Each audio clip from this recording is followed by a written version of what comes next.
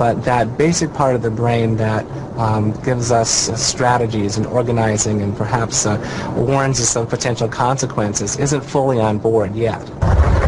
The risks of a severe concussion or a turned ankle, for instance. An adult brain might call for a helmet here or suggest this is not quite the moment to take a drag. But when you're very good, very determined, and very young, it's easy to feel invulnerable. On some occasions I wear helmets, but not that much. I come here almost every day, so it's not that much for me if I fall, because I'm kind of used to it. I just get little scrapes.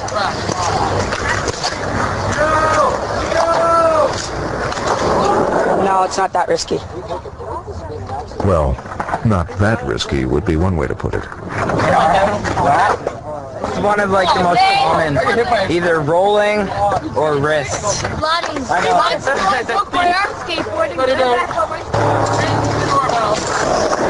Adolescence has always been a period of high risk.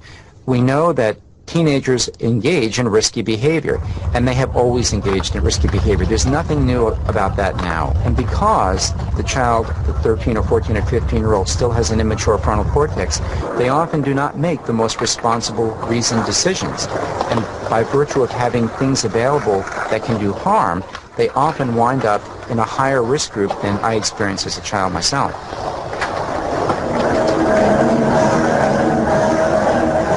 The prevalence of drugs, for instance.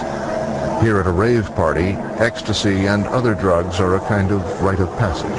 When you're on E, you love everyone. Like, I love you. Very similar to San Francisco, 1969. The way you feel, like your hands are soft, you can touch your face, your skin is very, very soft. When people touch you, it's nice. It's also a particularly cruel irony of nature, I think, that right at this time when the brain is most vulnerable is also a time when teens are most likely to experiment with drugs or alcohol. If they're doing drugs or alcohol that evening, it may not just be affecting their brains for that night or even for that weekend, but for the next 80 years of their life.